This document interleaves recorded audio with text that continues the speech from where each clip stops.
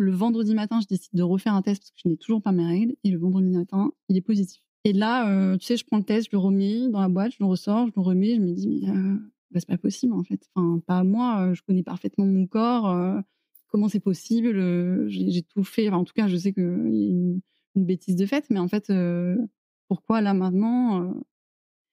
Et alors là, il s'enchaîne une période je pense dans ma vie, un top 3 des pires moments de ma vie parce que, moi, je le dis tout de suite à Louis, je lui envoie une photo du test, en fait, avant même qu'il ait répondu à mon précédent message, de la veille et il me dit rien.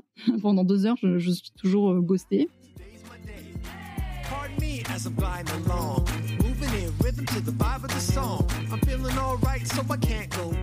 Je suis Marie-Charlotte Danchin et tu écoutes Crush, le podcast qui explore la magie des premiers jours des histoires d'amour.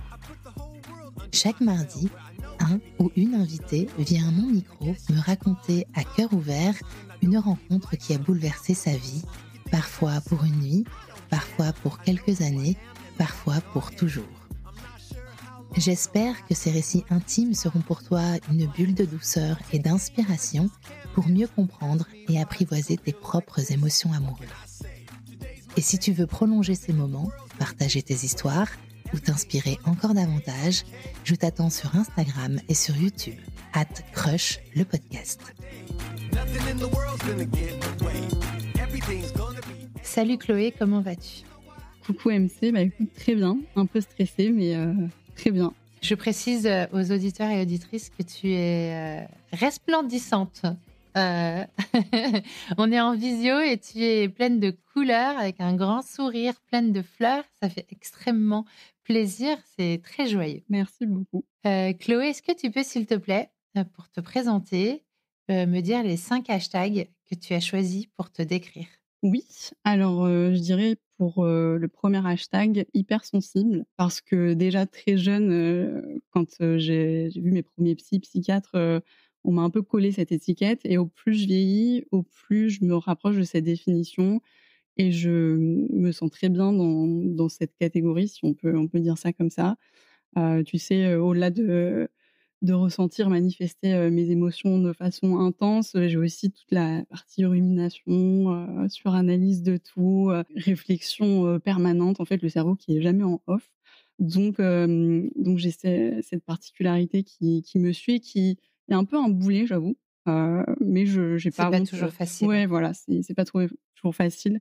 Le deuxième hashtag, c'est coloré. J'adore la couleur, j'adore porter de la couleur. Pour moi, la couleur, c'est la vie. Voilà, la couleur, partout, tout le temps. Est-ce que tu peux me donner tes 3 autres hashtags, s'il te plaît ? Oui, je dirais nostalgique. Je vis beaucoup à travers mes souvenirs heureux. J'ai un peu peur du futur, donc du coup, tout ce que je vis, des beaux moments, je suis hyper reconnaissante, mais du coup, souvent, je reste un peu bloquée dans ces souvenirs-là et même, tu vois, quand je les vis, ces moments, ces beaux moments, je suis pleinement consciente et parfois, j'ai des moments de tristesse profonde à me dire que ça y est, c'est bientôt fini et est-ce que dans le futur, j'aurai la possibilité de vivre d'aussi beaux moments, voire de plus forts moments? Donc je dirais nostalgique pour ça. En Mon 4e hashtag, je dirais indécise. Indécise parce que je déteste faire des choix. Alors je sais que je suis très consciente d'être privilégiée, d'avoir le choix, d'avoir plein d'options, dans à peu près tout dans ma vie, mais je suis un peu indécise et je pense que ça pourrait être corrélé aussi et ça pourrait presque être un hashtag à lui-même avec un manque de confiance où en fait, toute ma vie, je me suis, attachée au regard des autres et tu sais, quand tu es jeune, moi, c'est arrivé en primaire, collège, où, tu as envie un peu d'appartenir à cette masse et de faire comme les autres pour qu'en fait, on se moque pas de toi, on soit pas en fait, mis de côté et je pense que j'ai un peu cultivé ça, jusqu'à aujourd'hui, l'âge adulte où, j'avais pas envie, d'être, à part et j'avais pas envie qu'on se moque de moi et j'ai pas envie qu'on me juge et donc souvent je faisais des choix en fonction de ce que pensaient les autres de mieux pour eux et un peu pour moi du coup, donc j'ai longtemps pas fait de choix ou fait des choix par rapport aux autres, donc je dirais indécise aujourd'hui, mais j'espère, à terme, pouvoir évoluer, sur ce sujet et Tu as quel âge aujourd'hui, Chloé ? je viens d'avoir 28 ans. Ton dernier hashtag, c'est ? C'est à l'amour. C'est un tatouage que j'ai juste ici, Ah! qui est écrit par mon grand-père et tu sais, ça représente un peu le mantra. Quand tu sais, quand tu chines, quand tu trinques, tu dis santé, moi je dis à l'amour et à l'amour pour, l'amour filial, amical, l'amour amoureux pour toutes les formes parce que pour moi, c'est mon moteur dans la vie donc voilà, c'est mon dernier hashtag. Très bon tips. J'ai envie de te le piquer celui-là. Chloé, est-ce que tu peux me dire, s'il te plaît, où est-ce que tu as grandi? Dans quelle partie du monde, de la France? Dans quelle ville, dans quelle campagne et dans quel environnement familial, s'il te plaît? Oui. Alors moi, j'ai vécu toute ma vie en banlieue parisienne, dans une maison entre la forêt et la ville. On ouvre la fenêtre, ça donne sur la forêt, l'autre côté, ça donne sur la ville, avec mes 2 parents et mon frère et puis, voilà, toujours en région parisienne. Moi, mes parents, ils sont ensemble depuis 35 ans.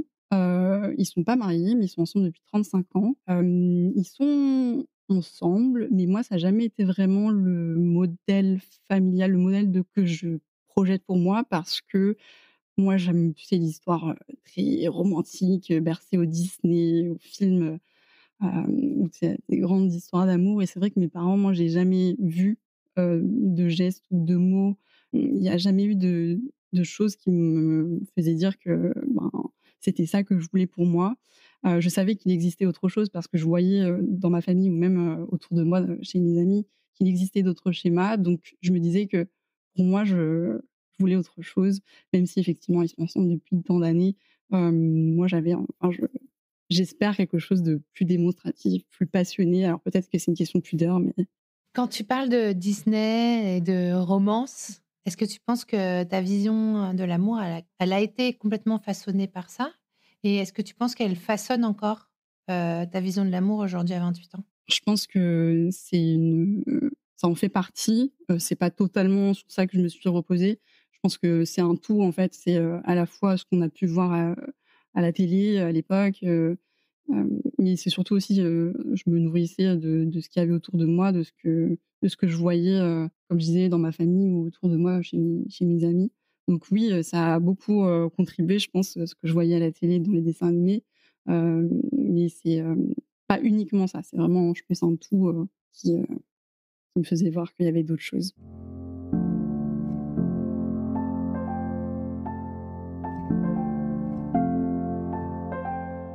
Est-ce que, si on remonte à novembre 2023, avant que tu fasses, la rencontre qui va certainement bouleverser, ta vie, est-ce que, tu peux me dire, quelle période tu traversais?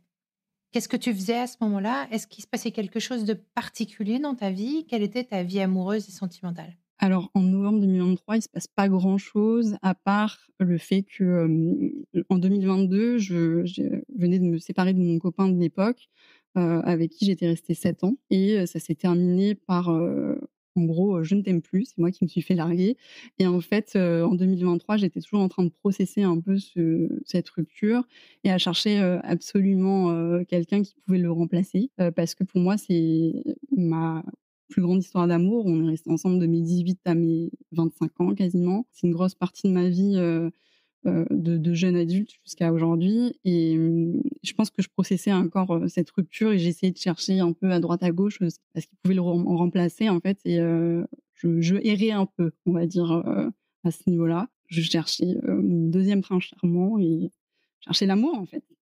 Tu cherchais l'amour. Tu attendais ce qu'il se passe quelque chose. Est-ce qu'il va se passer quelque chose de particulier? Alors, oui, il se passe quelque chose. Je reçois un message un jour, sur WhatsApp, qui va, je dirais aujourd'hui changer ma vie.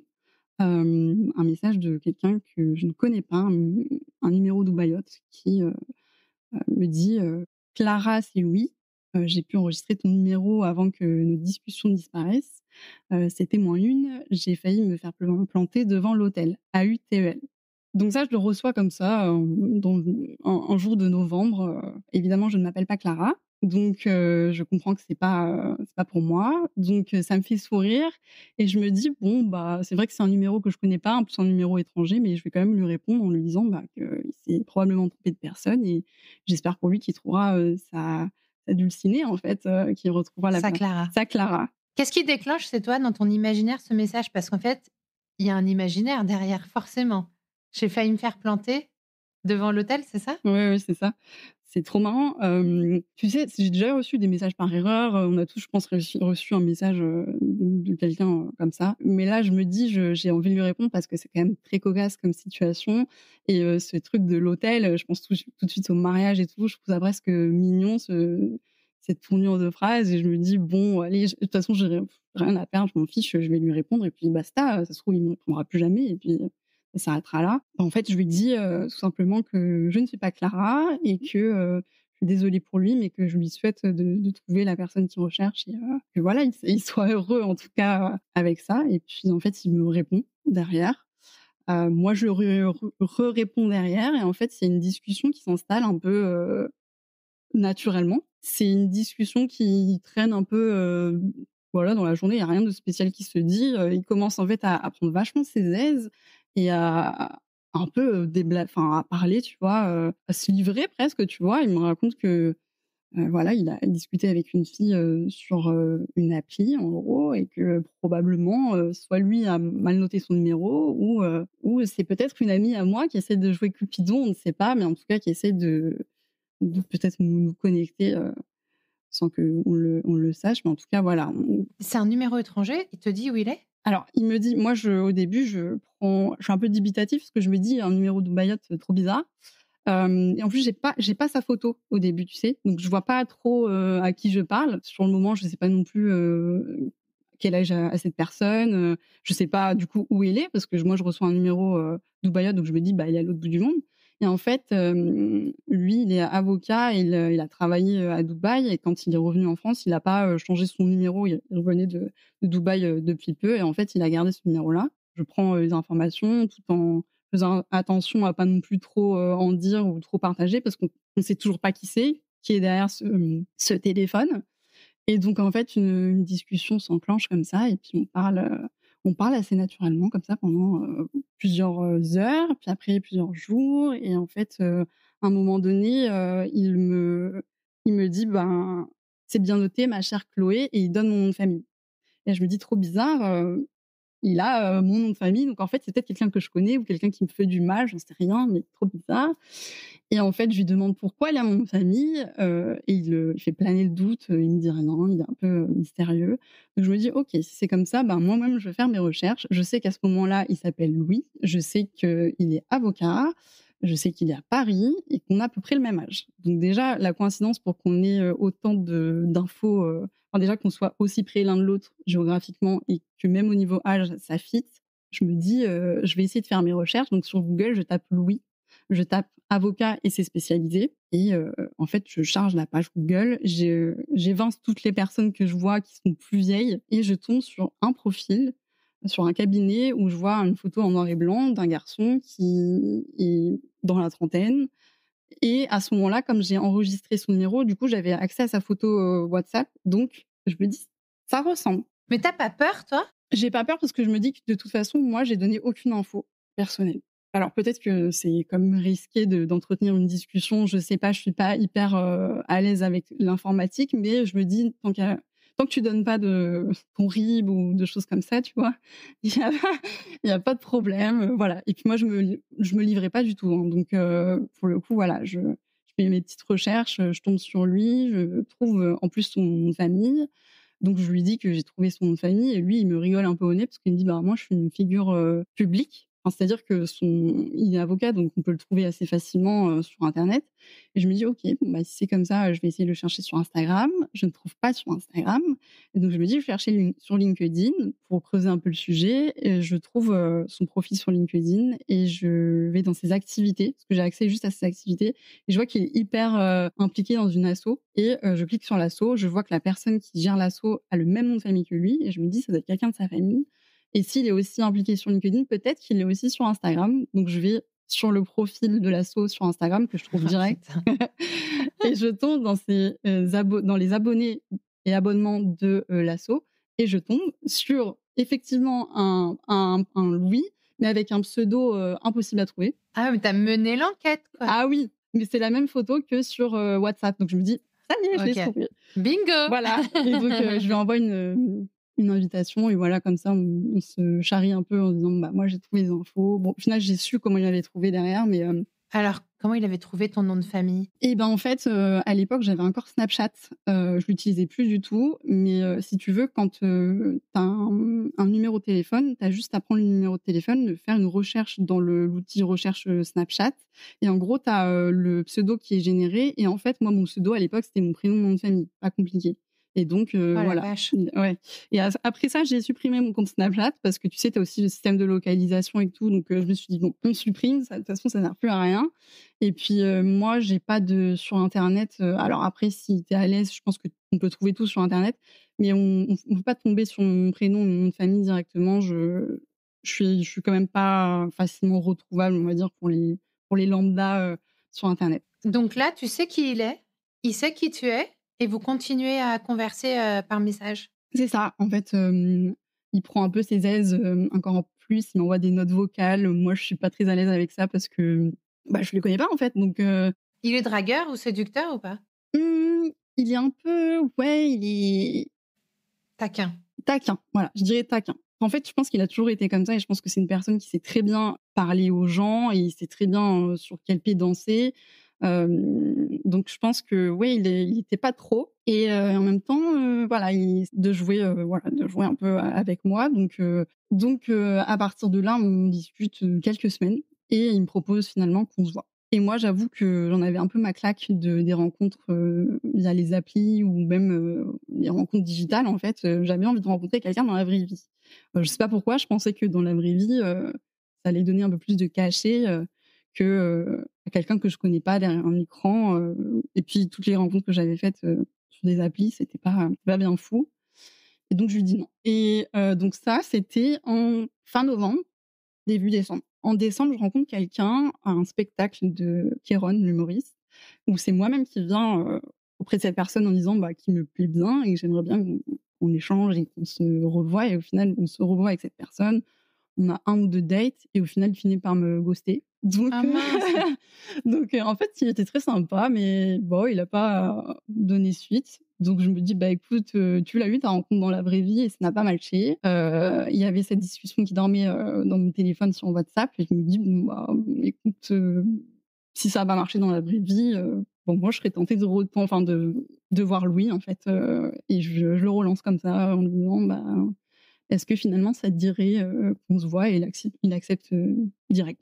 Tu es dans quel état d'esprit avant d'aller au rendez-vous? Vous prévoyez de faire quoi? Alors, moi, je suis un peu stressée évidemment parce que toujours quand tu connais pas la personne, tu te demandes, à quelle sauce tu vas être mangée. Surtout en tant que femme, je trouve que c'est encore plus difficile, faut faire attention.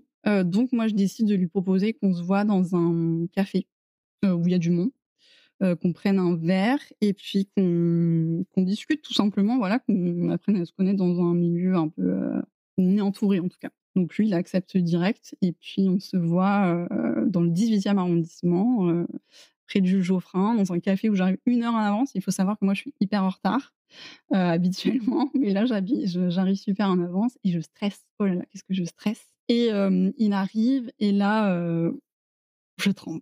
Genre, je tremble parce que, il est trop beau. Il est beaucoup trop beau. Il a quelque chose d'hyper magnétique. Je saurais pas te l'expliquer, mais en fait, j'ai toujours eu ce truc, hyper magnétique. Genre vraiment, ça m'est jamais arrivé avec personne et lui, il a un truc, il a une aura, je sais pas, mais en tout cas, je le trouve très bien. Tu te sens hyper attirée par lui, quoi, comme un aimant. Exactement. Ouais Et lui, comment il se comporte? et il est très charmeur, très taquin comme, il avait pu l'être, dans nos discussions. Il a un regard hyper, insistant, c'est-à-dire que quand, tu lui parles, même quand tu parles pas, juste quand tu sais, tu as des blancs, il fixe vraiment, tu sais, il te regarde dans les yeux et c'est hyper déstabilisant. Moi, j'ai du mal à maintenir le regard. De manière générale, je regarde très peu les gens, dans les yeux parce que ça me gêne un peu de fixer, mais lui, fixe beaucoup. Donc ça me déstabilise encore plus et j'ai pas tu sais, je suis toujours en train de toucher, ma tasse, ma serviette, je détruis la serviette parce que j'ai besoin, tu vois, d'évacuer le stress et puis, non, ça se passe très bien au final, on discute beaucoup, on échange, on rigole, et non, ça se passe très bien. Ce qui se passe, c'est on prend un premier verre dans ce bar-resto et puis après, on va dîner et en troisième partie, on se retrouve chez lui et je sais plus si ça se passe en 2 ou 3 fois parce qu'il y a un moment donné où je sais plus, au niveau de la chronologie si je rentre chez moi ou si on va directement chez lui. Mais en gros, il y a 3 actes, si tu veux. Et je sais que les 2 premières fois où donc on prend un verre et après on va au resto, il y a pas de rapprochement physique, il y a rien du tout. On se dit au revoir, normalement. Il y a un moment donné où Donc 3 rendez-vous différents où il y a pas de rapprochement physique. voilà, c'est ça. Ouais. OK, mais vous êtes quand même dans un jeu de séduction? Oui, bah, surtout bah, moi, en tout cas, oui. Moi, il me plaît bien. Je sens que moi, j'ai l'impression que lui aussi. Et puis, il m'avouera aussi qu'à un moment donné, que de toute façon, il a entretenu la conversation sur WhatsApp parce qu'il avait vu ma photo et il m'avait trouvée, très jolie et du coup, ça ça avait quand même, son importance pour, maintenir, Alors attends, j'ai une question. Est-ce que tu as su le fin mot de l'histoire sur, le message qu'il avait envoyé sur WhatsApp par erreur? on n'a jamais su. Non, non. Lui, il pense toujours qu'il y a quelqu'un qui a manigancé un truc, de mon côté, autour de moi pour, je sais pas, me venir en aide. Et moi, je pense qu'il y a eu un numéro soit qui a été, mal communiqué ou mal entré, mais en tout cas, on n'a jamais su. Mais est-ce que tu sais de quelle histoire il parlait dans son message? Elle m'a planté devant j'ai failli être plantée devant l'hôtel. Ben, en fait, alors quand je lui ai posé la question, il m'a raconté qu'il se faisait une petite blague à ce moment-là où, en fait, il disait qu'ils allaient se marier, mais c'est vraiment parce que tu sais, comme il est très taquin, ils étaient en train de parler de mariage déjà parce qu'ils s'entendaient très bien dans leur discussion, ils parlaient mariage pour rire, mais il y avait rien de très sérieux. Tu sais, c'était une blague, vraiment, c'est une private joke, il y avait rien. Moi, ce truc-là que tu es en train de me raconter, ça me met une puce à l'oreille, tu peux pas Ah savoir. oui! Bon, du coup, j'ai envie de savoir la suite. Donc ouais, on profite, des premiers moments ensemble, où moi je suis bien en fait, je me sens bien, je le trouve hyper intelligent, hyper beau, voilà, il a pas mal de cases, qu'un garçon doit cocher de mon côté. Un soir, on décide du coup d'aller chez lui pour, dîner chez lui et en fait, ça ne quittera jamais cette routine de toujours se voir chez lui le soir après le travail. La première fois, du coup, voilà, on dîne chez lui, on boit du vin, on boit beaucoup de vin. Moi, il faut savoir qu'au bout de 2 verres, je bois pas beaucoup d'alcool et j'aime même pas spécialement ça. Je suis complètement pompée et donc au bout de 2 verres, je suis pas bien, je m'étale un peu sur le sol, pas en coma éthylique, hein, mais vraiment parce que, j'en peux plus. Lui, il commence un peu à flipper. Il me dit: «Ça y est, elle va me lâcher» et au final, ça nous rapproche encore plus parce que c'est marrant, je décuve, assez rapidement finalement et ça nous rapproche, on rigole bien, on regarde des vidéos et puis au final, on finit par s'embrasser et on finit par, passer la nuit ensemble. Donc c'est là que, on a un premier vrai rapprochement physique, et c'est là où ça commence. Toi, pendant cette nuit, émotionnellement, tu te sens comment? Est-ce que tu te sens genre, tu as l'impression que tu t'emballes hyper vite? Parce que j'ai l'impression que tu l'admires beaucoup, en fait, dans tout ce que tu me dis. Ouais, ouais, ouais, je suis hyper admirative de sa personne, de son travail, de sa prestance, de l'aura dont je te parlais qui dégage, moi, je suis quelqu'un qui n'a pas confiance en moi et lui, il est tout le contraire. Donc j'étais hyper admirative et en fait, je me disais que ça pouvait être, intéressant pour moi de rencontrer une personne qui avait tout ce que moi je n'avais pas pour, tu vois, trouver quelqu'un qui puisse, balancer avec ma personne, en fait et voilà, je trouvais qu'il était jamais too much, il en faisait pas trop, il en disait pas trop non plus. Donc en fait, ça m'allait et moi, je me suis projetée assez vite, en fait. Je me suis dit: «Ah bah, ça y est, j'ai trouvé quelqu'un qui, pourrait mettre chaussure à mon pied» et ouais, je me suis vite projetée, en fait. Et lui? Pas lui, pas du tout et je pense que c'est un peu le fin mot de l'histoire. Lui, il s'est jamais projeté et en fait, c'est-à-dire qu'à un moment donné, il est arrivé que je lui pose la question finalement, bah, qu'est-ce qu'on est l'un pour l'autre? Mais ça, c'est arrivé, bien plus tard parce qu'en fait, on s'est fréquentés comme ça plusieurs mois, à se voir, après le travail, à chaque fois, on se voyait quand lui, avait la possibilité de m'accueillir chez lui et au niveau de ses horaires aussi, c'était OK, donc là, toi, en fait, tu entres dans une relation qui est émotionnellement déséquilibrée.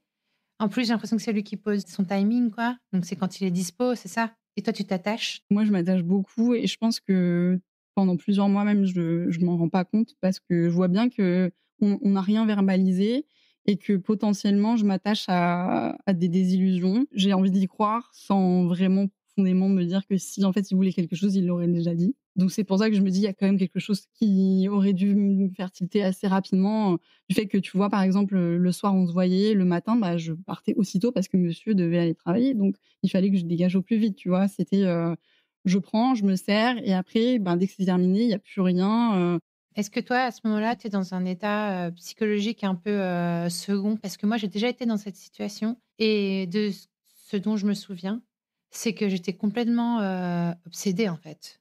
J'étais complètement, obnubilée par, le mec, et j'étais un peu prête à tout Ah oui, bah, complètement. pour, répondre à le moindre de ses désirs, le moindre, de ses exigences, le moindre de tu vois? Ouais, non, complètement, je pense que c'est complètement ça, c'est une obsession. J'en ai fait une obsession, j'en ai fait un peu mon but, en fait, à atteindre, je savais que potentiellement il allait pas dans le même sens que moi et pourtant, en fait, c'est horrible à dire, mais en fait, je me donnais jusqu'à ce que je me dise qu'il change d'avis. Je me disais, «Je vais tout lui donner», je m'ouvre à lui et après il prend et je pense que je pourrais lui faire changer d'avis. Est-ce que tu as l'impression de te transformer aussi? C'est-à-dire d'essayer d'être celle que tu penses qu'il a envie que tu sois?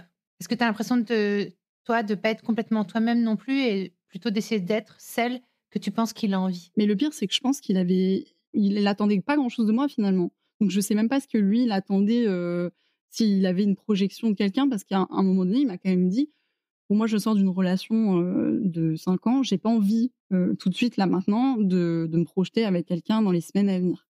Moi ce que j'ai entendu quand il m'a dit ça, c'est: «D'accord, aujourd'hui tout de suite tu ne veux pas, mais peut-être si je le travaille, dans quelques mois, ça marchera».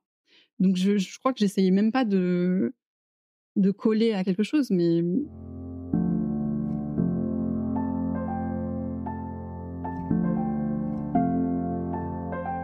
Au bout de combien de temps, toi, tu vas réussir à lui dire: «Écoute, moi, j'ai besoin de savoir émotionnellement où est-ce qu'on en est?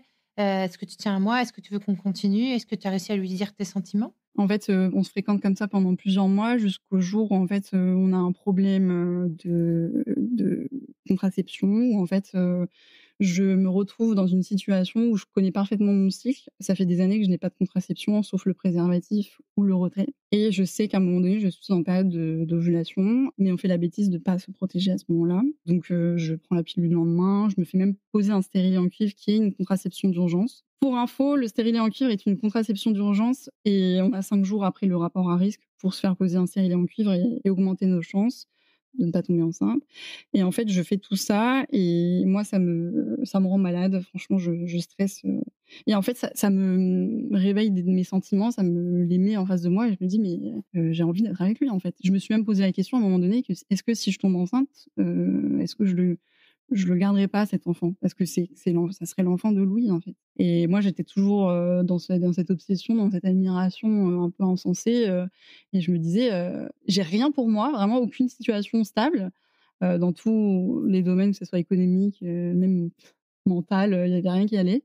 Mais je me disais: «Ce serait l'enfant de Louis, ce serait fou, quoi». Et après cette histoire-là, j'apprends que finalement je ne suis pas enceinte et j'ai cette discussion avec lui. Je lui dis: «En fait, moi j'ai besoin de savoir. Qu'est-ce que tu veux? Qu'est-ce que tu attends de moi?» Et c'est là où il me dit: «Bah, en fait», voilà, il me parle de sa relation, de sa dernière relation. On me dit qu'il veut pas s'engager pour l'instant et que ça lui va très bien qu'on reste comme ça et donc ça lui ferait de la peine si moi je décide de partir, mais il comprendrait, quoi. Donc à ce moment-là, voilà, je le confronte dans ce Et remets la balle dans ton camp quand il fait ça. bah Dis: «C'est à toi oui, de prendre la décision». c'est C'est horrible. horrible de faire ça. C'est horrible parce qu'en fait, tu sais, il joue un peu sur il a toujours fait ça. Ouais, il te dit pas oui, il te dit pas non, il te dit: «Mais bon, si tu veux partir, vas-y, mais si tu veux rester, mais reste». Voilà, c'est ça. C'est dans son intérêt souvent, tu vois? Donc au final, on s'est quand même revus une fois après cette discussion parce que moi, j'ai décidé de me dire: «Bon, bah, écoute, je vais quand même le travailler au corps et puis je vais fermer les yeux». Ma spécialité, fermer les yeux et me dire, «Je vais pouvoir le changer, quoi». Et en fait, à un moment donné, on passe, la même soirée, la même nuit, enfin, toujours la même chose, en fait, toujours la même mécanique bien huilée. Au final, moi, je ne renvoie plus de messages, on se renvoie plus de messages. Et il se passe 6 mois où moi je rencontre quelqu'un d'autre qui sera mon deuxième amour, du coup. Pendant 6 mois, je suis en couple avec quelqu'un d'autre. C'est hyper rapide, mais hyper intense. On fait énormément de choses. J'ai plus de contact avec lui, je l'ai supprimé d'Instagram. Je pense quand même à lui à un moment donné parce qu'avec mon copain, du moment, en fait, on décide d'aller au Vietnam et Louis a habité au Vietnam. Et je prends cette perche du voyage au Vietnam pour me dire: «Bon, bah, je vais recontacter Louis pour lui demander des conseils, sur le Vietnam», alors qu'internet existe, hein, mais je me dis: «Bon, bah, de toute façon, moi, j'aime profondément mon copain, il y a rien, en fait, il va rien se passer avec Louis». Donc je le contacte et bah, lui toujours très ouvert, hein, bien sûr, quand tu veux, passe à la maison. Donc on se voit pour discuter du Vietnam jusqu'à ce qu'il comprenne qu'en fait, c'est un voyage en amoureux. Alors lui, il en a rien à faire. Je suis un peu déçue parce que je me dis: «Bon, bah, OK, il s'en fout que je sois avec quelqu'un d'autre». Donc il me donne ses conseils et sur le moment, au moment de partir de chez lui, il me dit: «Tu sais, si tu m'avais pas dit que tu étais en couple, moi, j'aurais bien voulu que tu restes, cette nuit et puis même si tu étais, resté cette nuit en étant en couple, ça m'aurait pas dérangé de» voilà. Évidemment. Voilà, donc moi, d'un côté, je suis un peu dégoûtée par ce qu'il me dit. En même temps, je me dis: «Ah, ça veut dire qu'il a toujours quand même un peu envie de moi». Donc un peu ce truc toujours, je me sens un peu bête avec le recul, hein, d'avoir pensé comme ça, mais Non, mais non, surtout pas. On est tellement nombreuses à être à avoir vécu un truc similaire. Non, surtout dis pas que tu te sens bête, ça me fend le cœur quand tu dis ça. oui, mais c'est vrai qu'avec le recul, bon. Comment tu avances dans ta vie sentimentale avec, ce copain et cette reprise de contact avec lui? En fait, moi, je me sens bien avec mon copain, mais c'est vrai qu'on se prend beaucoup la tête. Lui, il veut pas du tout mettre de d'eau dans son vin. En fait, il y a beaucoup de choses qui nous opposent et au final, il finit par me larguer. On est en plein milieu de nos vacances. On devait partir au Vietnam 3 semaines après et en fait, moi, je suis au bout de ma vie. Je me dis encore que c'est une foirade, que, bah, je mérite pas, en fait, d'être aimée, je pense, à un moment donné. Personne veut de moi, et pourtant je me plie en 4, hein, vraiment je me plie en 4, je veux tout faire bien. Au final, ça marche jamais et ce qui se passe, c'est que je rentre, précipitamment de nos vacances, à Paris et en fait, j'envoie un message à lui. Parce que, c'est la personne à qui je pense où je me dis: «Ben, c'est quelqu'un qui est à la fois mon confort et mon inconfort». Mais en fait, c'est la seule personne à qui je pense tout de suite en rentrant à Paris où je me dis qu'il va pouvoir m'apporter, du confort. Donc, bah, évidemment, il accepte de me voir. Évidemment, on passe la soirée ensemble et on va même à un comédie club, ça se passe trop bien, on rigole beaucoup, on passe une bonne soirée. Évidemment, je reste chez lui, je dors chez lui, toujours la même chose. Le lendemain, je suis un peu chassée de chez lui. Donc c'est à ce moment-là où moi je pars au Vietnam, lui part au Brésil, de son côté. Je lui envoie une carte postale du Vietnam, parce que je pense toujours à lui évidemment. La seule carte postale que je lui envoie, c'est à lui. Et donc j'entretiens un peu la discussion comme ça. Lui, il reçoit la carte, il est très content et on rentre tous les 2 de notre voyage et en fait, je le recontacte encore pour lui dire: «Bon, bah, est-ce que ça te dit qu'on se revoit du coup, et bon, qu'on se revoit?» Toujours dans les mêmes conditions, après que son travail, le soir, voilà, autour d'un dîner et c'est là où, ça prend une autre tournure parce qu'en fait, comme d'habitude, on passe la nuit ensemble, mais encore une fois, je me retrouve dans une période où je me sais en ovulation. Donc il faut qu'on se protège, on se protège, sauf qu'à un moment donné, dans la nuit, je vois qu'il n'est plus protégé et je lui dis: «Comment ça se fait que tu as enlevé, le préservatif?»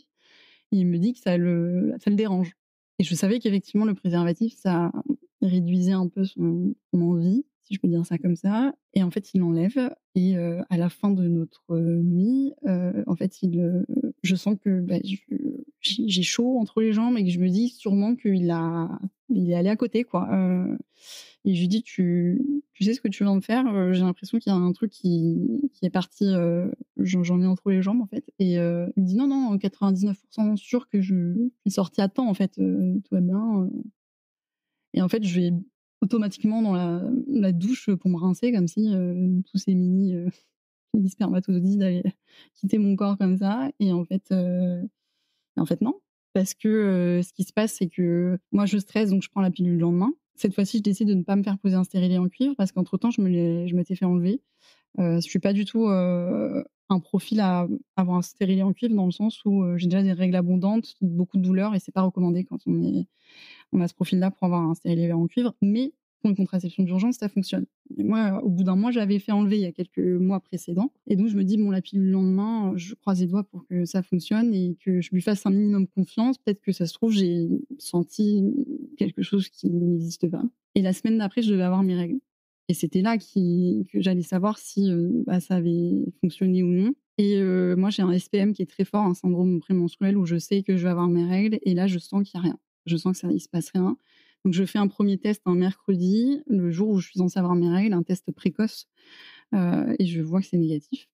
Entre-temps, moi, je lui avais envoyé un message en lui disant, «Est-ce que tu as déjà fait des tests des IST?» Parce qu'en fait, moi, j'avais pas d'historique de ces mois précédents. Moi, j'étais en couple, donc j'avais déjà fait des tests. Donc j'avais plus du tout, bah, son historique et en fait, il m'a jamais répondu. Putain! Pardon, hein, Ah non, non, mais c'est je vais être gros je vais dire plein de gros mots. c'est infernal, mais on est arrivé le jeudi où je lui envoie un message incendié où je lui dis: «Mais tu te rends compte dans quel, état je suis? Je n'ai pas mes règles, je n'ai pas l'historique de tes tests». Il me répond pas. On est jeudi. Le vendredi matin, je décide de refaire un test parce que je n'ai toujours pas mes règles et le vendredi matin, il est positif. Et là, tu sais, je prends le test, je le remets dans la boîte, je le ressors, je le remets, je me dis: «Mais, bah, c'est pas possible en fait. Enfin, pas moi, je connais parfaitement mon corps, comment c'est possible?» J'ai tout fait, enfin, en tout cas, je sais qu'il y a une bêtise de faite, mais en fait, pourquoi là maintenant? Et alors là, il s'enchaîne une période je pense dans ma vie, un top 3 des pires moments de ma vie parce que, moi je le dis tout de suite à Louis, je lui envoie une photo du test en fait, avant même qu'il ait répondu à mon précédent message, de la veille et il me dit rien. Pendant 2 heures, je suis toujours, ghostée.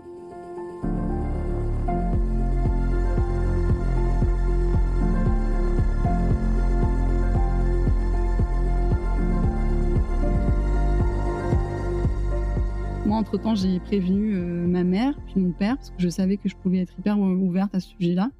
J'ai prévenu ma meilleure amie et en fait, j'ai été assez soutenue dans ce moment-là et j'en serai, je pense, toujours reconnaissante d'avoir pu être, accompagnée parce que, enfin là, il m'attendait, des semaines un peu de calvaire et très vite, je contacte, le cabinet de ma gynéco parce qu'en fait, quand j'ai vu le test, je me suis dit: «Non, je veux pas être enceinte, je ne veux pas de bébé». Même s'il y a quelques mois, je m'étais dit: «Ah, ça aurait pu être un enfant de Louis». Là, tout de suite, quand je vois le test positif, je me dis: «Je peux pas, en fait». Il y a rien qui fait que c'est possible d'accueillir cet enfant et je contacte, le cabinet de ma gynéco pour demander comment ça se passe pour, faire une IVG et moi, elle m'oriente directement sur l'hôpital, le service d'orthogénie, l'hôpital de près de chez moi et en fait, c'est là où commencent un peu, les démarches pour l'avortement. Donc je fais une première échographie 3 jours après. Il t'a répondu, lui? Il m'a répondu, 3 heures après, choqué. Il m'a envoyé une note vocale, en me disant que, il comprenait pas comment c'était possible, en fait, il se doute qu'il est le seul à pouvoir avoir été impliqué, mais il me pose quand même la question. Oh là là! Je lui dis: «Bah, oui, je pense que c'est assez clair». Bon, en tout cas, c'était clair pour moi, mais pas pour lui et donc je lui dis: «Bah, écoute, voilà, je ne souhaite pas, poursuivre cette grossesse, donc je pense que dans un sens, ça le rassure, mais là, on commence à entrer dans des discussions beaucoup moins fun parce qu'avant, on se parlait, tout allait bien, mais là, on n'était plus sur, le côté fun, de notre relation. Donc ça devient un peu tendu et donc moi, le lendemain de ce test, j'avais fait une prise de sang pour confirmer, le test et effectivement, bah, c'était positif. Le lundi, je fais une échographie et échographie, on me dit: «Bah, en fait, on ne voit rien parce que c'est beaucoup trop tôt. Donc il faut revenir 2 semaines après». Et moi, sauf que j'ai l'information, en fait, donc forcément, vivre l'information avec cette information-là pendant 2 semaines, sachant que je me dirigeais, le lundi, c'était aussi le jour où on partait pour aller, passer Noël dans ma famille. J'ai dû garder cette information, secrète. J'ai même, à un moment donné, évité de boire de l'alcool, manger du poisson cru parce que je sais pas, automatiquement, tu sais, j'avais eu cette, bon et du coup, les fêtes passent, j'ai toujours cette info en tête. J'ai des nouvelles de temps, enfin, Louis prend mes nouvelles de temps en temps. De quel ordre, il prend tes nouvelles? «Salut, tu vas bien?» Des messages. Oui, comment ça se passe? Je te souhaite des bonnes fêtes, j'espère que tu vis quand même bien, ta la période des fêtes et voilà, donc ça reste des messages, je m'en contente et la semaine d'après, donc j'entame la deuxième semaine d'attente où là, je me retrouve vraiment seule parce que tout le monde reprend le travail. Moi, je suis au chômage à ce moment-là. Je me retrouve vraiment avec le problème, en face à face. Toute seule? Tu vas faire une deuxième échographie? La 2e échographie, je la fais, la 3e semaine du coup, j'ai attendu 2 semaines et demie avant la prochaine où on me dit en fait que, là ça y est, on voit quelque chose. On me dit, «C'est bon, on peut envisager une IVG» et on me parle tout de suite d'IVG médicamenteuse. Je veux pas parce que je souffre déjà beaucoup avec mes règles, j'ai pas envie de me voir souffrir, j'ai envie que ça soit fait bien, rapidement et en plus on m'avait dit IVG médicamenteuse. Le problème, c'est que ça peut aussi entraîner on peut se faire opérer après une IVG médicamenteuse parce qu'il peut y avoir des adhérences encore. Eux, ça les arrangeait plutôt de faire la médicamenteuse parce que ça nécessite pas de tu es chez toi et tu as personne, ça mobilise pas de médecin et moi, j'aurais dit: «Moi, je peux pas». Donc ils étaient pas très contents quand, j'ai décidé de faire la chirurgie, mais moi, je me suis positionnée là-dessus, en fait. Les premiers rendez-vous, j'ai été avec ma mère, 2e avec ma meilleure amie et le 3e, rendez-vous à l'hôpital, je l'ai fait avec Louis. Il est venu parce qu'en fait, je lui ai dit: «Mais il faut que tu t'impliques à un moment donné. C'est soit tu t'impliques, soit tu me lâches et je veux plus entendre parler de toi. Parce qu'en fait, je veux pas être toute seule clairement dans la merde. C'est toi qui as contribué, je pense, majoritairement à cette situation. On a été tous les 2 dedans, mais il faut quand même que tu prennes des responsabilités». Donc il s'est déplacé, jusqu'à là où j'habite et il m'a accompagnée. Mais c'est vrai que c'était un peu, de façon très nonchalante. Il travaillait dans la salle d'attente, il me parlait de ses problèmes d'avocat. Moi, j'étais hyper stressée, c'était, non, c'était une présence parce que j'avais envie de l'impliquer et qu'il prenne ses responsabilités, mais c'est vrai que je me suis sentie quand même seule, même s'il était là physiquement, quoi. Lui, décidément, pour l'instant, il remonte pas dans mon estime. Comment tu vas t'en sortir? J'arrive le jour J où je fais cette IVG. J'avais eu des symptômes, entre-temps, beaucoup de nausées, j'arrêtais pas de vomir, les seins en pastèque, c'était hyper désagréable. J'étais hyper rassurée quand j'ai fait cette opération parce que, je me libérais d'un poids et j'ai beaucoup culpabilisé parce que je me disais: «C'est moi qui me suis mis dans cette merde». Je pensais aux femmes qui essayent depuis des années et vraiment, il y a vraiment eu ce moment-là où je me disais: «Mais tu fait de la merde», et en même temps, je suis reconnaissante d'être en France parce que je me dis, enfin, pardon, Je hem, t'en prie, heureusement qu'on a ce droit en France, bien sûr. mmh et en même temps, j'ai l'impression d'avoir un peu abusé et j'aurais pu faire autrement. Parce qu'à la fois, moi, ça m'a abîmée, physiquement, ça m'a abîmée mentalement, mais j'aurais pu faire autrement, en fait, si on avait fait attention. Ça veut dire quoi? Tu aurais pu faire autrement? En évitant que ça arrive? Oui, peut-être, prendre un moyen de contraception, comme la pilule, même si, bah, c'est un truc que j'ai pas du tout envie de prendre, mais si tu veux, ça contribue à une sécurité supplémentaire. Sauf que pour plein de raisons, moi, j'ai arrêté la pilule, il y a quelques années et c'est vrai que, ben, je culpabilisais beaucoup de me trouver dans cette situation alors qu'il y a plein de personnes qui essaient, de faire des enfants et qui n'y arrivent pas. Et tu sais, je comprends tous tes questionnements. Je j'ai jamais pratiqué, d'IVG, le vrai problème dans le récit que tu me racontes, c'est ce mec. Enfin, non, mais sérieux, il aurait dû être là, même je veux dire, même s'il croyait pas en votre histoire, même s'il n'était pas amoureux ou même s'il était pas sûr de ses sentiments, même s'il voulait pas d'enfant, machin. C'est vraiment d'une lâcheté extrême, en fait, son comportement. Et dans ce genre de situation, vraiment, quand tu es soutenue, je te promets que ça change absolument Ouais, tout ouais. parce que sinon ta solitude, je mesure à quel point elle a dû être grande. Et s'il avait été présent, ça aurait été complètement différent. Est-ce que C'est sûr que je me disais si on tu as avait tout encaissé? oui, on était ensemble, ça aurait été peut-être, plus facilitant pour moi de vivre ça au quotidien avec quelqu'un à mes côtés et en même temps, je me disais: «Il y a tellement de femmes qui ne sont pas accompagnées et qui vivent ça 100 seules». Moi, je me sentais aussi reconnaissante d'avoir ma famille, les amis proches et lui, par intermittence, de temps en temps, il était là. Donc je voulais pas non plus, être à plaindre parce que je me disais: «Je pense qu'il y a pire que moi» et en même temps, je culpabilisais beaucoup et donc je me suis retrouvée à faire cet avortement et c'était très bizarre parce que d'ailleurs dans la salle, on était 3 à faire la même opération et tu sais, quand les infirmiers viennent expliquer comment ça va se passer, c'est comme une réunion de groupe où on t'explique, voilà, c'est trop bizarre, c'est super bizarre et moi je m'attendais à ce qu'il y ait beaucoup plus d'empathie dans ce genre de service. En même temps, c'est tellement pire dans certains autres services donc Et en même temps, tu t'imagines le personnel hospitalier avec, le peu de moyens qu'ils ont, les conditions dans lesquelles ils travaillent, qui s'empirent et qui s'empirent. Bon bref, c'est compliqué. C'est pour ça qu'en fait, ne pas être seul dans ces épreuves, c'est une chance. ah oui, non mais complètement. Et toi, tu as eu ta famille certes, mais lui, il aurait dû être là. Ouais, ouais, donc clairement, moi j'ai eu de la chance,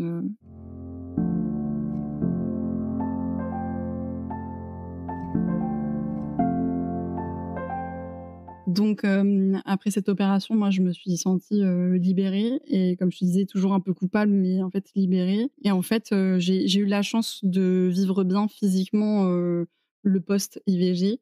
À savoir que tu perds quand même beaucoup de sang, tu peux avoir des complications et moi, j'ai été rassurée quand même de pouvoir avoir plus ou moins bien vécu ça physiquement.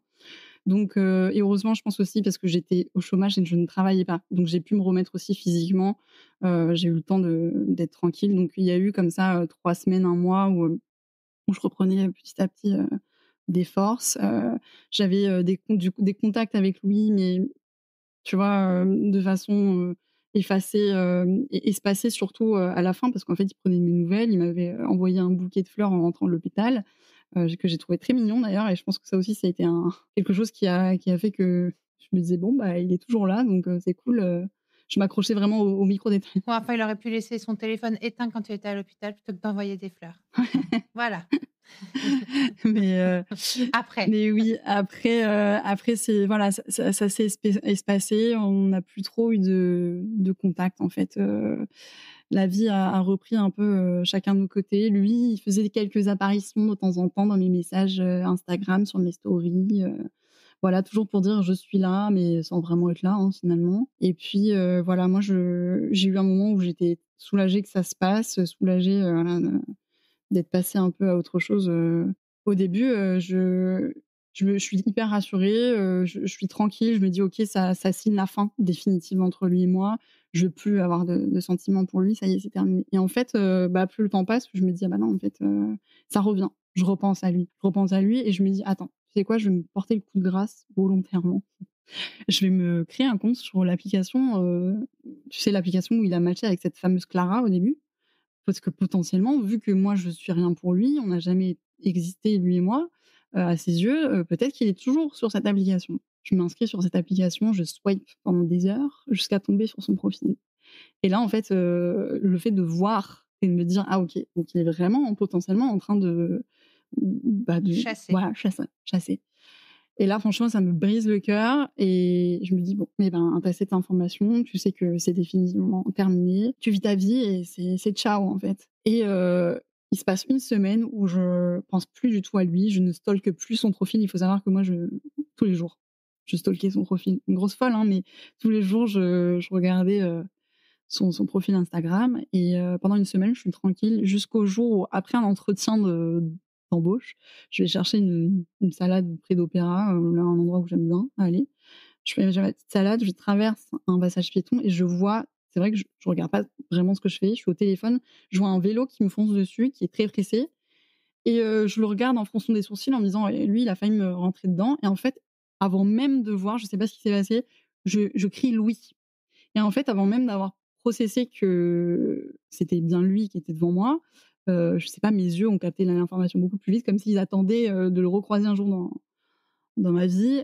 Le vélo s'arrête, il se retourne et c'est vraiment Louis et je me dis: «Mais c'est fou cette coïncidence». C'est-à-dire que enfin, Paris, c'est quand même une fourmilière, comment est-ce possible de recroiser comme ça de façon, fortuite comme ça? Au hasard, quoi. Ouais, au hasard et donc je me mets à bégayer, je me remets à trembler, toujours, tu sais, ce truc de il me fait toujours l'effet malgré la personne qu'il est et tout ce qui s'est passé, je suis toujours, très attirée par lui, en fait, ça s'explique pas mais donc on échange un petit peu et il me dit, «Bah, si tu veux, on peut se voir cet après-midi, si tu veux prendre un café». Je lui dis que non, j'ai des choses à faire cet après-midi. Il me dit: «Bah, écoute, bah, tu peux m'envoyer un message si tu veux». Je lui dis: «Non mais tu as pas compris, c'est toujours moi qui t'envoie les messages, c'est toujours moi qui revient vers toi, moi j'attends que ça vienne de toi un jour, et donc bah, il repart, à sa réunion, moi je repars de mon côté et puis, je sais pas, peut-être 2 heures après, je reçois un message dans le RER et je vois que c'est lui et qu'il me propose, qu'on se revoie et je lui donne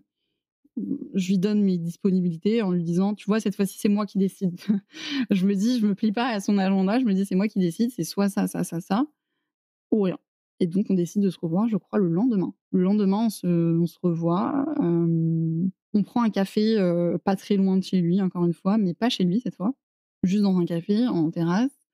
On discute, des derniers mois, dernières semaines, comment ça va en fait, à un moment donné, il me pose la question: «Alors le projet du Mexique, il est avorté?» Parce que j'avais prévu de voyager au Mexique et moi je tilte sur la partie avorté. Je me dis: «Mais il a pas fait ça, c'est trop bizarre de dire avorté dans une conversation de» enfin moi je trouve ça trop bizarre et du coup je bug. Il y a un blanc et il me dit: «Je suis désolé», en gros je vois qu'il comprend que le terme est pas hyper approprié et en fait j'en profite, je prends la brèche et je lui dis: Franchement, bah, l'avortement, ça sera pas constitutif de ma vie, mais ça sera forcément un truc qui va changer, dans mon quotidien, même, dans mes relations avec les hommes, je pense et même, avec mon corps et là, je me dis, «Je vais tout lui dire». Cette dernière année, ces derniers mois où j'ai caché un peu mes sentiments, où même moi, je me suis pas vraiment avouée que, ben, que je l'aimais, en fait et que j'étais amoureuse, je me dis: «Bah, Là, je» tu lui balances tout. ouais. Je lui dis tout, je lui dis que ça fait des mois que que je pense à lui tout le temps, que je pense que j'ai des sentiments, que même si j'étais en couple et oui, je l'aimais profondément mon copain, bah, j'avais toujours un peu Louis, en tête. J'avais toujours lui en tête et que je pensais à lui, en fait et je ne l'explique pas parce qu'il y a plein de choses que je trouve terribles, qu'il a fait ou qu'il n'a pas fait et pourtant, c'est une obsession, en fait. Je peux pas m'en passer, en fait. Et donc lui, un peu bouche bée, il parle pas, je lui dis: «Tu sais, tu as rien à me répondre, je veux juste vider mon sac, en fait. Enfin, je veux juste te dire ce que je pense» et en fait, il reçoit l'information avec beaucoup d'étonnement. Il me dit qu'effectivement, il avait bien compris que je l'aimais bien, plus, que j'avais fait pas mal de choses pour lui et j'avais eu beaucoup d'attention pour lui, mais que ça s'arrêtait là, en fait, qu'il trouvait ça presque normal finalement, Tu le crois quand il te dit ça? Est-ce que tu crois qu'il pense vraiment que tu étais juste un peu accrochée et qu'il savait pas que tu étais amoureuse de lui et qu'il était au courant de la s je sais pas s'il en a profité consciemment, mais il le savait? Ouais, je pense qu'inconsciemment, il en a profité. C'est vrai que ça n'a jamais été vraiment lui qui relançait, mais il était toujours ouvert. Donc en fait, c'est vrai que c'est toujours moi qui allais le chercher, mais lui, il était toujours OK. Donc je pense qu'il entretenait quand même quelque chose sans vraiment le savoir et je trouve ça quand même bizarre que tu me dises que franchement, j'ai fait des choses parce que j'ai pas donné tous les détails, mais il y a pas mal de choses que j'ai fait pour lui qui j'ai pas fait pour qu'il, tu vois, il tombe amoureux de moi. C'est parce que vraiment, moi, je l'apprécie et les gens que j'apprécie et que j'aime profondément, je fais naturellement, des choses pour les gens que j'aime, en fait et moi, ça me paraissait assez clair. J'y crois sans vraiment y croire. Je trouve ça un peu bizarre, en fait, de pas avoir vu. Et lui, il te dit: «Écoute, moi, j'ai pas ces sentiments-là pour toi»? Non, moi, il me dit pas ça. Parce que là, tu vois, s'il avait été honnête, s'il avait vraiment tenu à toi, moi, je dis, il aurait été honnête avec toi. Il t'aurait dit, «Je suis désolé», s'il a envie de dire: «Je suis désolé, mon avis n'était pas vraiment», mais je suis là, je suis en train de nourrir une, une aversion. Mais il aurait été honnête pour que toi, tu passes à autre chose, non? Ouais, ouais, surtout que la suite après, c'est pompon sur la Garonne. Moi, je parle pendant 1 heure, je m'arrête pas. Il s'avère qu'il est 22h, 23h. Moi, j'habite en banlieue, je n'ai plus de transport à cette heure-là. Donc je me dis: «Bah, je prendrai le taxi». À ce moment-là, il me propose de passer chez lui pour me prêter des affaires pour que je rentre chez moi avec un pull parce qu'en fait, j'étais en toute petite robe, en claquettes, et je lui dis: «OK, bah, en fait, OK, je pars avec tes vêtements et je rentre après». Donc il me prépare, des vêtements, il me prête des vêtements et en fait, sur le pas de la porte, il me dit: «Sinon tu restes dormir à la maison?» Et je lui dis: «Bah, évidemment». Bah oui, parce que je suis bête. Donc je dis: «Oui, oui, oui», il me dit: «Je te déplie le canapé lit, tu dors dans la salle» et moi bah, voilà, je serai dans ma chambre.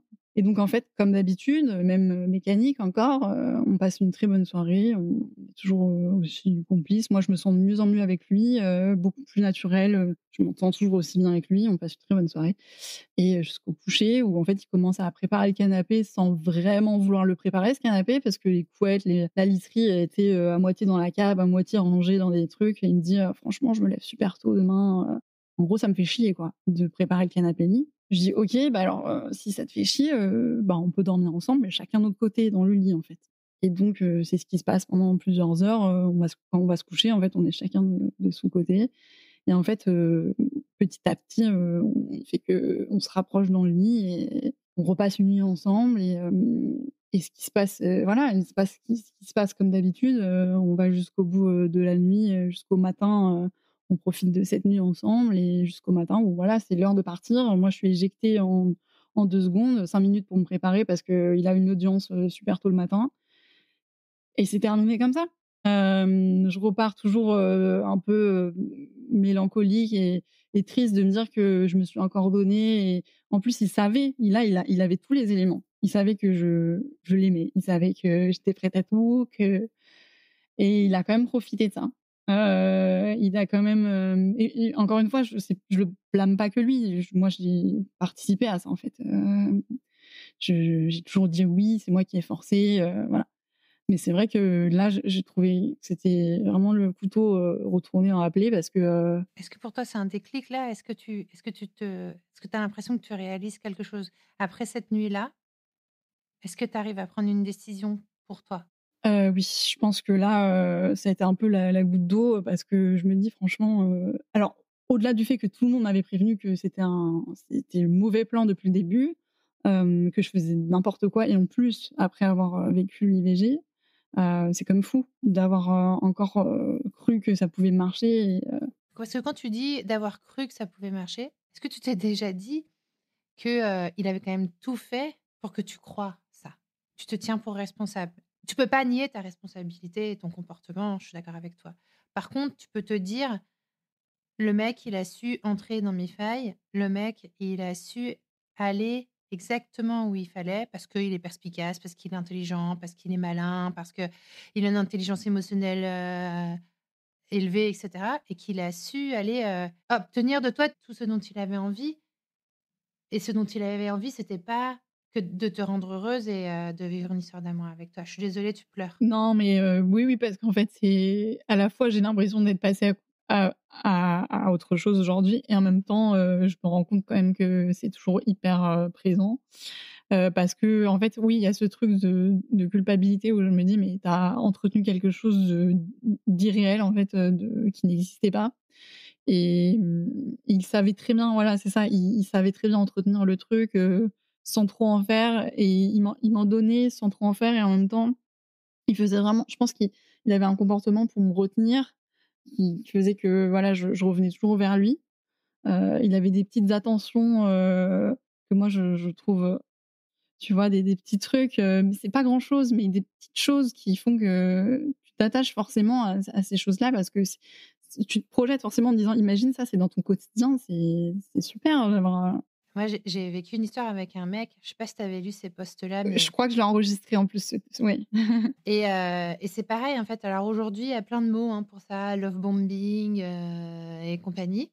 Il y en a même que je connais pas parce que je suis pas assez, enfin, je sais pas les utiliser comme il faut, du coup, j'utilise des mots français et du coup, bon, bref. Mais moi, j'ai vécu ça, ça devait durer, 7-8 mois et tout ce que tu décris, en fait, bah, j'avais 30 ans et tout ce que tu décris, c'est que j'ai ressenti exactement la même chose. Tu as l'impression que, le mec, il a tiré sur les fils quand il fallait, sans faire trop, tu vois? Moi, je passe 15 jours de vacances avec lui, 10 jours de vacances avec lui. On part en voyage tous les 2 en Espagne. Je rentre à Paris. Le soir même, il disparaît. Je peux pas le joindre. Il répond plus, il répond pas. Il met 48 heures à me rappeler.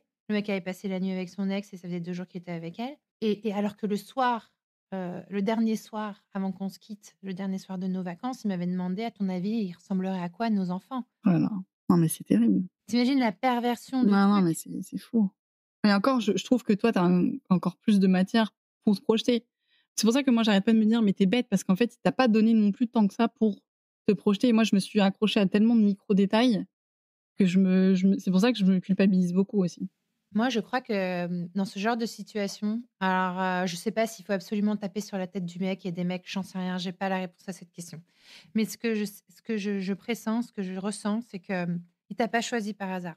Les mots que tu as utilisés pour te présenter, Chloé, c'est, indécise, amour, nostalgique, hypersensible et tu aurais pu mettre aussi, tu m'as dit, en manque de confiance en soi.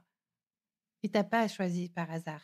Tu as des personnes qui sont très fortes pour, trouver les bons profils, enfin, se dire que ce profil-là peut servir à quelque chose. En l'occurrence, lui, bah, on sait à quoi ça lui a servi, enfin. Oui, oui, clairement et puis ça a pas été le seul, hein, dans ma vie sentimentale. Je pense que la plupart des gens que j'ai rencontrés, ça a été ça, en fait. Ils se sont servis de ma je vais y arriver, vulnérabilité, ouais. Vulnérabilité. Et moi, je servais tout sur un plateau d'argent, donc forcément, c'est facile de Mais servir. tu vas pas trouver la bonne personne. Tu vas trouver il va y avoir un moment où tu vas comprendre que c'est pas possible parce que ça te rend pas heureuse. Tu vas trouver la force en toi. Je pense qu'effectivement, c'est un peu le résultat de toute cette histoire, c'est que je me suis dit, à un moment donné, tu as pas confiance en toi, mais tu as de l'estime, c'est-à-dire que tu as des valeurs et là, tu as jamais été, en accord avec tes valeurs. C'est-à-dire que moi, je les applique aux autres, mais pour moi-même, j'ai aucun respect et il y a un moment donné où ça suffit, il faut, moi, j'ai toujours cru qu'il fallait que je mérite quelqu'un et que c'était un travail de plaire à quelqu'un et de me plier en 4 qu'on m'aime et ça marche pas comme ça, en fait. Si, la personne te veut et s'intéresse à toi, elle s'intéressera naturellement et c'est comme ça que ça marche, que ça a marché de mon côté. Les histoires d'amour, les peu d'histoires d'amour que j'ai vécues qui ont fonctionner, c'est les histoires où la personne voulait, où j'avais pas à me contorsionner, où en fait on voulait tous les 2 la même chose. Le fait de me plier en 4 comme ça et de vraiment pas me respecter alors que ça fait partie de mes valeurs et j'aime profondément les gens et je te dis moi, je fonctionne qu'avec l'amour, que je vois et que je donne et que aussi j'aime recevoir forcément. Il faut que j'apprenne aussi à m'en donner assez et pour me respecter assez et pouvoir, dire, «Ça fonctionne pas et laisse tomber en fait, ça marchera avec quelqu'un mais pas maintenant» et j'ai toujours couru après ça. J'ai très peu été célibataire dans ma vie parce que je cherchais ce prince charmant ou retrouver, ce que j'avais déjà pu connaître. Mais voilà, je pense que ça a été, une histoire qui m'a giflée, dans le sens où voilà, il y a un moment donné où il faut que ça s'arrête, il faut que je pense à moi et je peux pas me plier, je peux pas aller chercher l'amour de quelqu'un, s'il veut pas, il veut pas. Attends, j'ai l'impression que tu moi il y a 15 ans. Mais c'est pour ça que je voulais te raconter parce que c'est vrai que j'avais vu certaines choses où je me dis: «Mais waouh, c'est la même chose que j'ai vécu en fait». Je suis hyper touchée par tout ce que tu dis, je te jure, j'ai l'impression que mais juste, j'avais 2 choses à dire, c'est des belles personnes, elles existent et des personnes qui font du bien, qui ont le talent de vivre et d'aimer, elles existent et deuxièmement, est-ce que tu as déjà fait, une psychothérapie? Tu as déjà vu un psy? Ouais. Oui, oui, surtout, après ma rupture, là en 2022, j'avais littéralement envie de me foutre sous un camion, hein, donc j'ai été, prise en charge assez rapidement et j'ai pendant toute ma vie quasiment, eu des périodes où j'étais suivie et toujours là aujourd'hui, donc oui, oui, ça fait partie de ma vie. Si tu croisais la Chloé de novembre 2023, avant qu'elle reçoive ce WhatsApp qui ne lui était pas destiné, tu la croises aujourd'hui, tu lui dis quoi? Je lui dis que c'est OK si tu veux tenter, quelque chose, c'est OK si, tu veux entretenir cette conversation, mais en fait, suis ce dont toi tu ce que tu veux de toi vraiment et ne te plie pas en 4 pour correspondre à suis ce que tu veux vraiment et respecte-toi et écoute-toi et s'il y a un truc qui va pas, tu sens que ça ne va pas, tu le sais en fait, emprunte pas le chemin inverse en fait. C'est-à-dire que tu en inventes pas, on appelle ça les red flags, il y a des choses qui sautent aux yeux en fait, et puis si la personne te dit: «Non, j'ai pas envie», ne crois pas que tu es une magicienne et que tu vas pouvoir, changer la personne en face de toi, hein.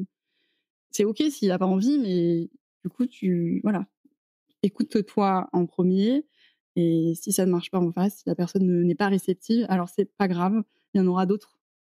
Et je pense que j'y crois plus pour les autres que pour moi, parce que parfois j'ai l'impression d'être un cas désespéré et en même temps je me dis, il y a bien des gens, il y a bien une personne, avec qui ça marchera, et j'ai pas besoin de courir après le temps ou parce que c'est ça aussi, je me dis: «Mais vite, il faut trouver vite quelqu'un parce que je vieillis en fait, et voilà, je pense que je lui dirais, «Prends ton temps, arrête de courir après les gens, ça sert à rien de vouloir d'être la meilleure version de toi-même, pour, plaire aux gens, sois la meilleure version de toi-même pour toi, avant de le faire pour les autres et aime-toi un peu plus, tout simplement. Puisque je donne beaucoup plus d'amour aux autres qu'à moi-même, en fait. C'est un peu bête, mais je pense, voilà, c'est ça que je me dirais. Merci Chloé. Bah, merci à toi.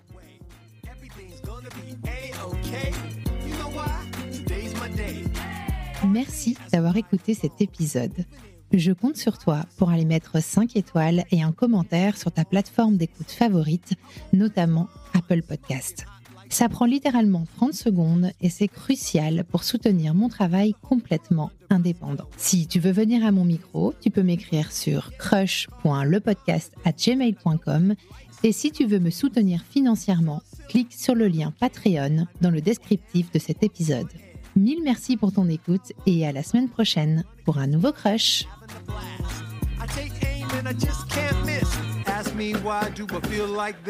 What can I say? Today's my day.